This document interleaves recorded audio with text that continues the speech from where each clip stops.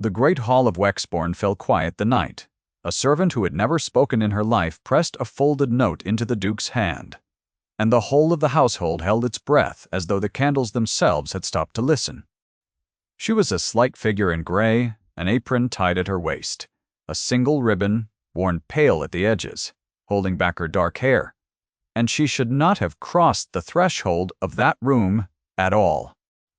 The dinner had been arranged to honor the man who governed in the Duke's name, the man the county called the Lord Regent of the estate, and 30 guests sat in their silks beneath the long line of portraits, while the woman in grey walked the length of the table with her chin level and her hand steady. To the room, she was nothing. A mute. The kitchen girl who carried the trays and made no sound, the one the steward kept, because she worked without complaint and asked for nothing. No one expected her to do anything but set down a dish and withdraw. Instead, she stopped at the head of the table, and she gave the Duke a square of paper, folded twice, and she did not look away while he opened it. You will want to know how a woman who could not speak came to hold the one thing that would unmake the man who governed in a duke's name. Stay with me and I will tell you the whole of it, from the beginning. As it happened, it begins not with the note, but with a snowfall 6 weeks earlier, and a man returning to a house that had been governed in his absence for 3 long years. His name was Adrian, and he had been the Duke of Wexbourne since the death of his father, though he had spent most of that time abroad with the army, and then longer recovering from what the army had done to him. He came home in the last week of November, in a carriage that struggled through the drifts on the North Road, and the house that received him was not the house he had left. His younger brother had managed the estate in his absence. Julian had a charm that filled rooms and a habit of being believed, and in 3 years he had made himself the center of every decision, every ledger, every tenant's grievance, and every neighbor's good opinion. The servants answered to Julian. The steward consulted Julian. The county, when it spoke of Wexbourne, spoke of the brother who had stayed, and not of the Duke who had bled in Spain and come back too quiet to fill the role the world expected of him. Adrian noticed the woman in grey on his first morning home, though he did not know then that he had noticed her. She was carrying coal up the back stair when he passed, and she stepped aside and lowered her eyes as servants did, and something in the way she held the scuttle, evenly, without strain, with the particular care of someone who had once been taught that small things were done well, or not at all, caught at the edge of his attention, and would not quite let go. He did not stop. He had learned in the war not to stop for things he could not name. That night, sitting alone in the study that had been his father's and was now arranged to Julian's taste, he found himself wondering why a kitchen servant carried coal, as though she had been raised to hold a teacup. The household had a name for her, or rather it had no name, and used the absence as a name. The dumb girl, the cook, called her, not unkindly, the way one might say the tall girl or the new girl. She had come to Wexbourne 2 years before with no character reference and no history. Anyone could find, and she had been taken on because she would work for less than anyone else, and because she never argued. She wrote when she had to, in a small clear hand on whatever scrap was nearest. And most of the staff had decided long ago that it was easier not to give her tasks that required writing, so she was given the silent tasks. The coal, the grates, the trays carried to rooms where guests preferred not to be reminded that they were served by human hands at all. Her name was Eleanor, though no one at Wexbourne knew it, and she had not always been a servant. The house did not know that either, and the not knowing was the whole of her safety, and she guarded it the way a person guards the last coin sewn into a hem. The first time the Duke spoke to her directly was 3 days after his return, in the long gallery where the family portraits hung. She had been sent to dust the frames, a task no one wanted because the gallery was cold and the ladder unsteady, and she had climbed to reach the high portrait of the old Duke when she heard a step behind her and froze. Adrian stood below looking up at her, and for a moment neither of them moved. "Come down," he said. "That ladder is not safe." She came down. She kept her eyes lowered, as she had trained herself to do, and she made to leave with her cloth and her basket. He did not let her pass at once. "You are the one who does not speak," he said. It was not a question, and it was not cruel. He said it the way a man confirms a fact he is turning over. She inclined her head. He studied her for a moment longer, and then he said something that no one at Wexbourne had said to her in 2 years. "What is your name?" She had no way to say it. She looked at him. And the silence stretched. And then she did a thing she had not done for any of them. She took the small stub of pencil she kept in her apron pocket, and she wrote on the edge of her dusting cloth, in letters he had to lean close to read, a single word. Eleanor. He read it. He looked at her face as though the name had rearranged something in it. Then he stepped back and let her go. And she walked the length of the gallery with her heart beating in her throat, and she did not understand why her hands were unsteady when nothing at all had happened. What the household did not know, and what Adrian did not yet know, was that Eleanor had once been the daughter of a gentleman. Her father had been a man of modest land and immodest trust, and he had signed his name to a paper that a friend had assured him was a formality, and the friend had been Julian. The friend had ruined him with a patience that looked like kindness. And when the ruin was complete, her father was dead of the shame of it, and Eleanor was alone with nothing and nowhere. And she had come to Wexbourne under a false silence because she had learned that a mute servant is asked no questions about her past. She had not come for revenge. She had come to survive. She had, though, recognized Julian the first time she saw him cross the courtyard, and she had spent 2 years carrying coal past the man who had killed her father, saying nothing, waiting for nothing, because there was nothing a silent kitchen girl could do against the Lord Regent of Wexbourne. The dismissals came easily to a house like that one. In the servants' hall, the under-footman, who fancied himself above the rest, said it plainly one evening while Eleanor cleared the table. "She is nothing but a dumb mouth to feed," he said, loud enough for her to hear. And the others laughed, and Eleanor gathered the plates and made no sign that the words had landed. They had landed. She had simply learned to let them sink without a ripple. The season at Wexbourne that winter was not a season of balls. It was a season of accounts. Julian was preparing the estate for what he called regularization, a word he used often and pleasantly. And what it meant, in practice, was that he was moving the property and the income further and further into his own hands, while his brother recovered in the study. He had documents drawn up. He had the steward's signature on most of them. He needed only the Duke's, and the Duke, weary and unwell and unwilling to believe the worst of the only family he had left, had begun to sign what was put in front of him without reading it closely. Eleanor saw the documents. She saw everything, because no one guards their words in front of a person they believe cannot carry them. She carried trays into the study while Julian dictated to the steward, and she heard the shape of the plan in pieces. A clause here, a figure there, and slowly, over those weeks, she understood that Julian meant to strip his brother of the estate by the brother's own hand, and that he meant to do it before the Duke's health recovered enough for the Duke to notice. She understood it, and she could say nothing. And the saying nothing began for the first time in 2 years to feel less like safety and more like a wall she had built and then walled herself inside. It was the snow that gave her the first proof. A storm closed the roads in the second week of December, and the house drew tighter around its fires, and Julian, confident of the weather, grew careless. He left a folio of papers in the study one night. The steward gone to bed, and Eleanor, sent to bank the fire, found herself alone with them. She did not take anything. She read. And in the reading, she found the one document that mattered, a deed of conveyance dated 3 years past, a transfer of the bulk of the Wexbourne lands into a trust controlled by Julian, signed by a steward who had not yet held the position on the date the paper claimed. The date was wrong. The whole instrument was a forgery, built to look as though the old Duke himself had signed away the estate to his younger son. And it was the foundation on which every later document was meant to stand.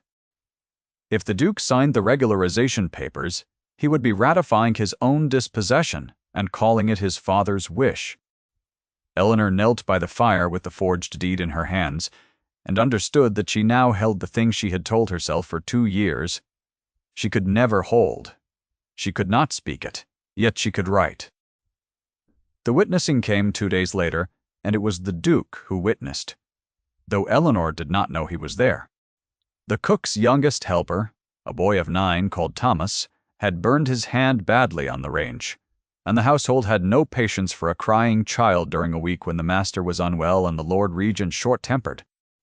Eleanor took the boy into the cold pantry, where no one would hear him, and she set him on an upturned crate beside the shelf of preserves, and she drew his small, scalded hand into the light of the one candle she had carried in. The burn ran red across 2 fingers and the heel of his palm, angry where the iron had caught him, and the boy's breath came in the ragged catches of a child trying not to cry in a house that had no room for crying.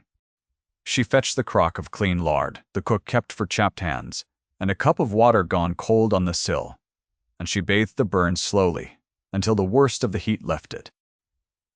She bound it with a strip torn from her own petticoat, winding the linen with the unhurried care of someone who had done such things before, in another life, for people who had loved her. The boy watched her hands and not her face, because her face had no comfort to offer that a voice could carry, and because she could not soothe him with her voice, she did the only thing she could. She took his good hand, and she drew letters on his palm with her fingertip, slow and patient, spelling out small brave words, and the boy stopped crying, and began to spell them back to her, and the 2 of them sat in the dark of the pantry, passing courage between them 1 letter at a time.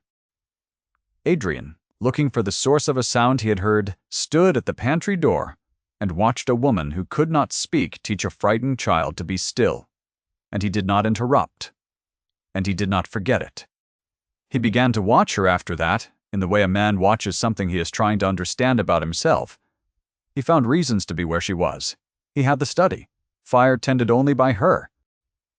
He asked her, through the small notes she wrote, questions he had no practical reason to ask, about the books she dusted, about the boy's hand, about whether she was warm enough in the room they had given her under the eaves. She answered briefly, and lowered her eyes, and felt each time the particular danger of being seen by the one person at Wexbourne who seemed to look at her and find something other than a silence to be filled. Her body knew before her mind would permit it. When he was in a room, she knew exactly where he stood without turning to find him. When his hand brushed hers taking a cup, the warmth of it stayed in her fingers long after he had gone. She told herself it was nothing. A duke did not see a kitchen girl. She had learned what the world did to women who forgot what they were. Julian noticed his brother's attention before Eleanor did. He noticed it the way a careful man notices a draft in a room he is trying to keep sealed. At dinner one evening, with the steward present and 2 neighbors invited to lend the regularization an air of ordinary business, Julian turned the conversation to the servants, with the ease of a man making pleasant talk. "We keep a mute in the kitchen," he said, smiling, to the lady on his right. "A charity, really. She has no people, no name worth speaking of, nothing at all to recommend her but that she is quiet. The quietest charity I keep." The table laughed politely. Eleanor, standing at the sideboard with a decanter, kept her hands perfectly still. Adrian did not laugh.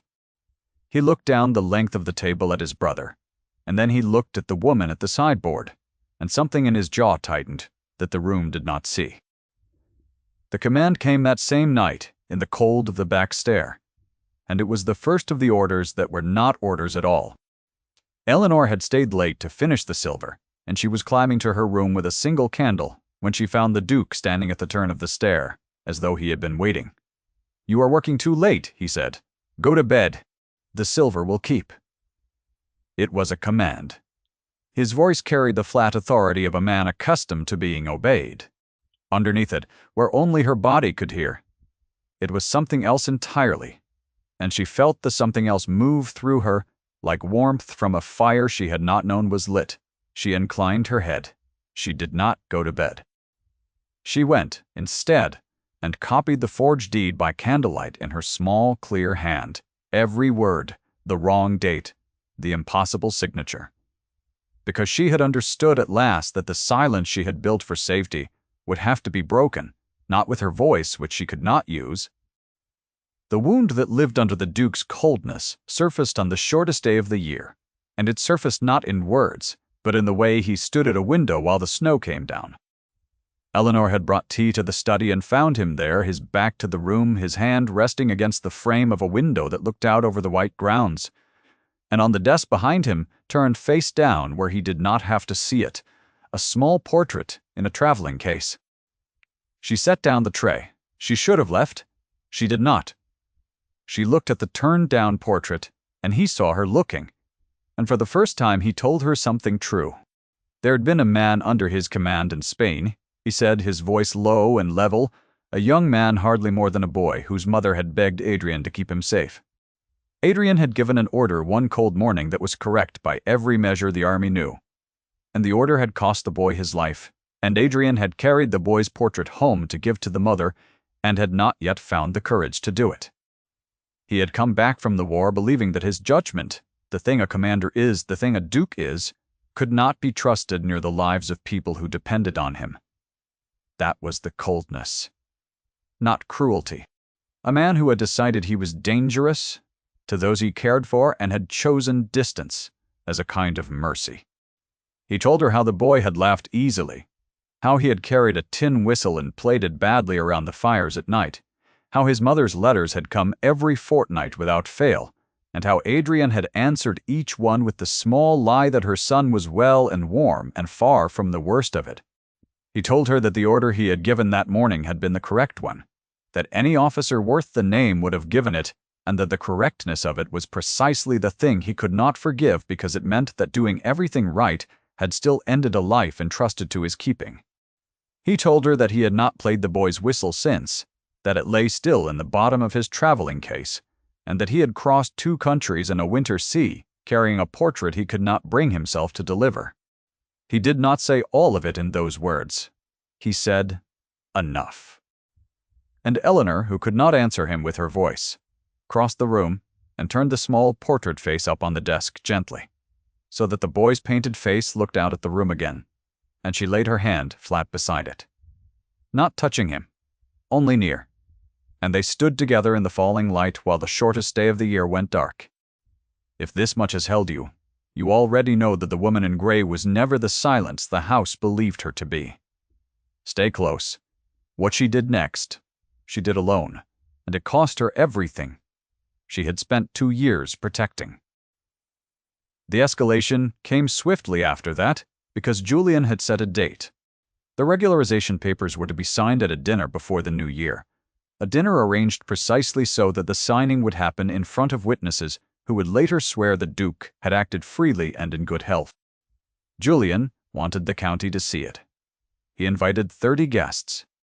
He had the documents laid ready in the study, the forged deed beneath them as the silent foundation, and he moved through the days before the dinner with the bright confidence of a man who has counted every card in the deck and dealt himself the winning hand.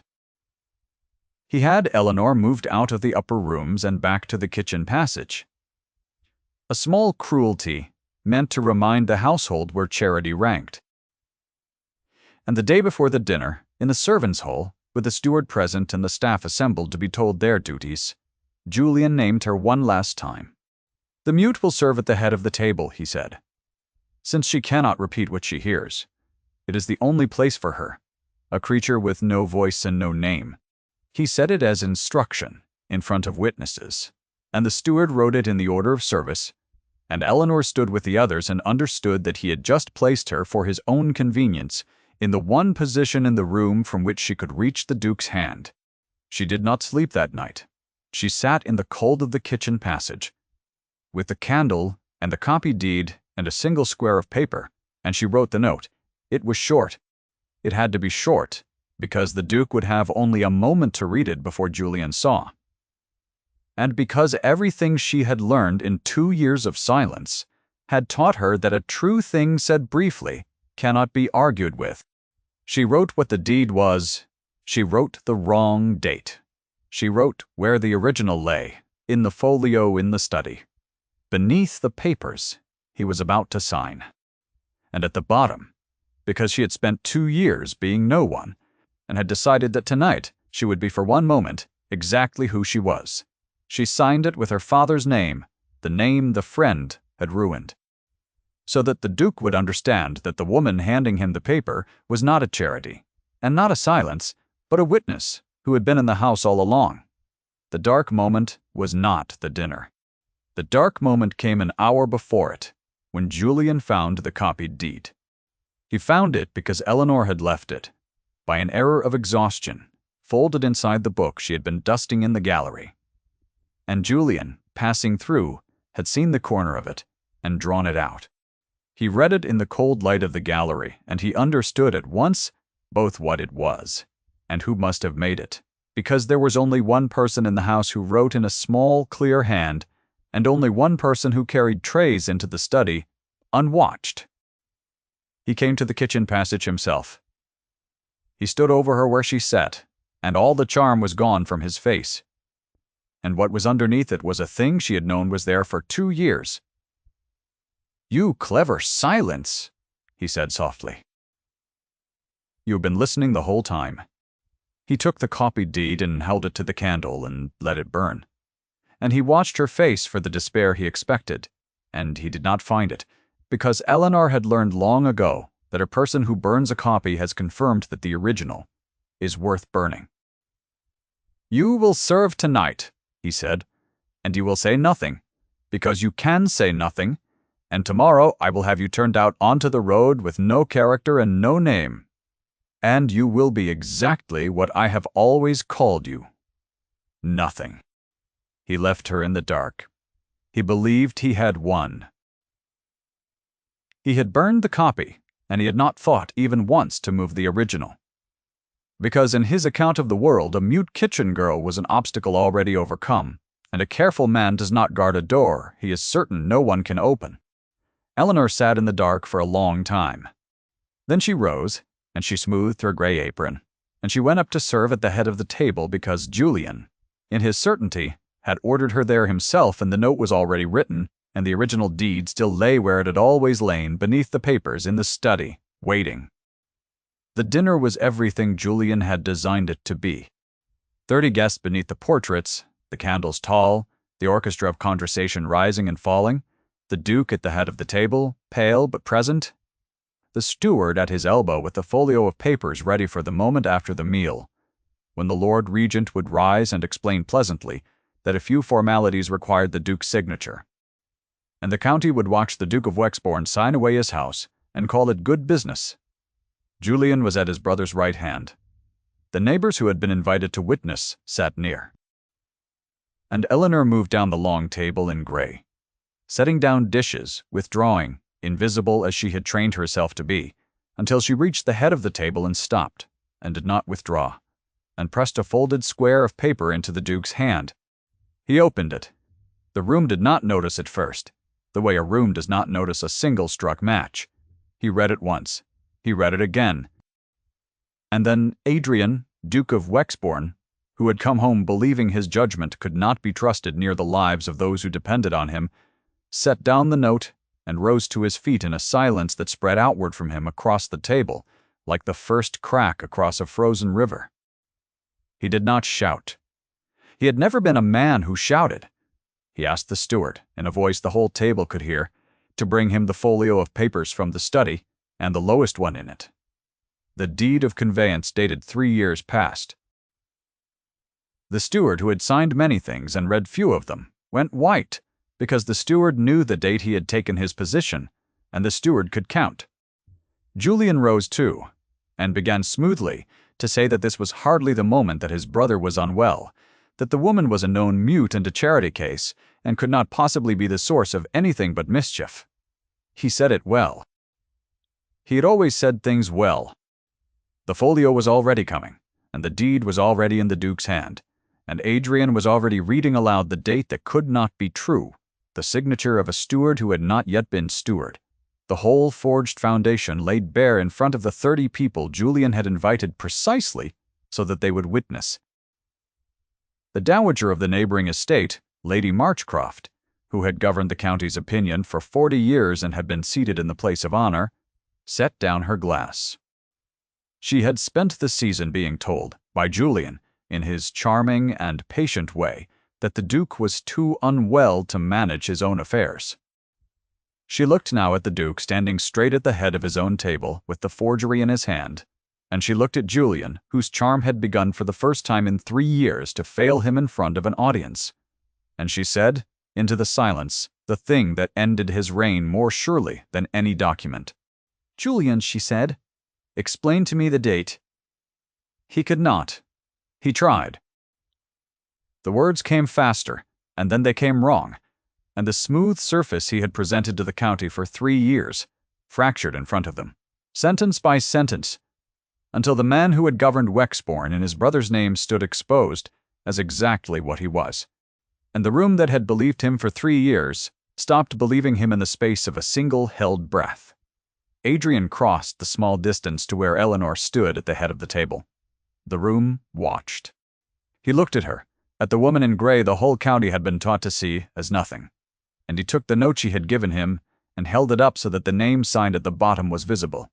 Her father's name, the name Julian had ruined, and he understood the whole of it at last, the 2 years, the silence, the patience, the cost. He did not make a speech. He had learned in Spain what a speech was worth. He said 5 words, and he said them once, in front of the dowager and the neighbors and his brother and the 30 witnesses Julian had gathered to seal the Duke's dispossession, and had instead gathered to see it undone. "This woman is my witness and my choice." The silence that followed the line was complete. No one moved. The candles burned.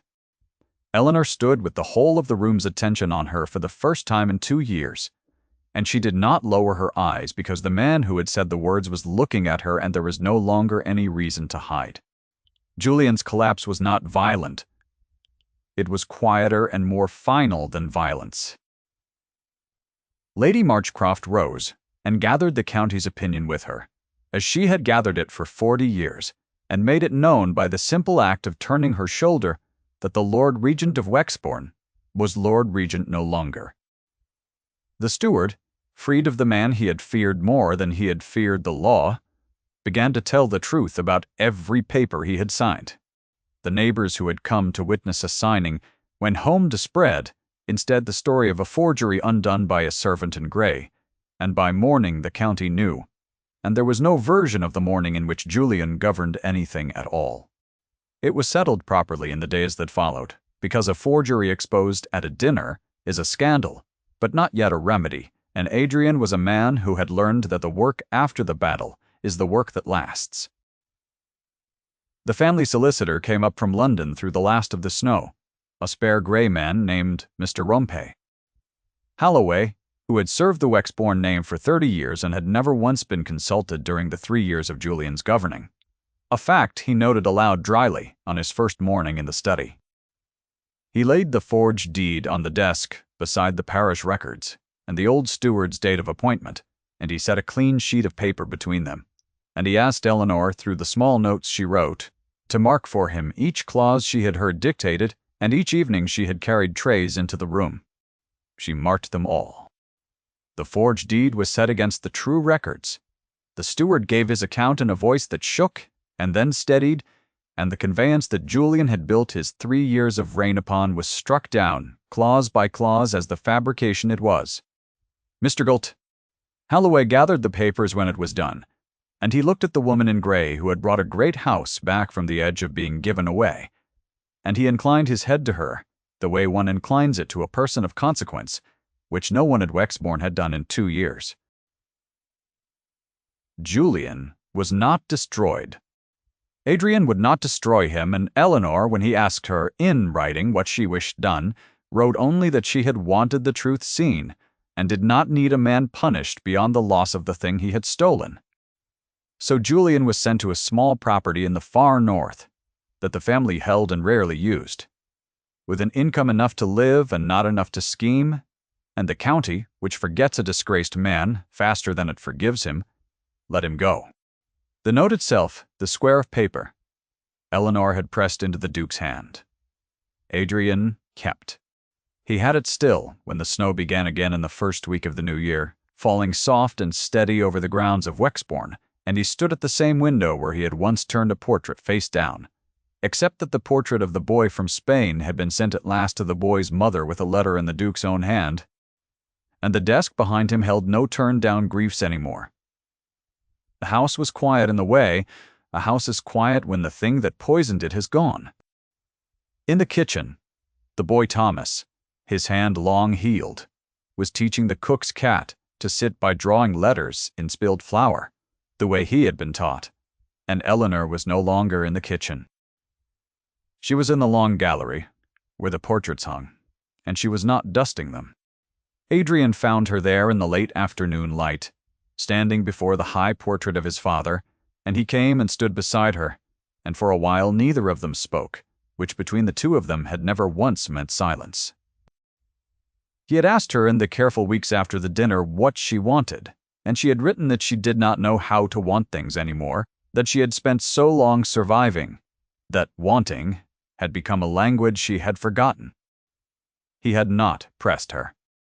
He had only made it known by 100 small, undramatic acts that there was a place at Wexbourne that was hers if she chose it, not as charity, not as a silence kept out of pity, but as the woman whose witness had given him back his house and, in the giving, given him back the thing the war had taken, which was the belief that his judgment could be trusted near the people he loved.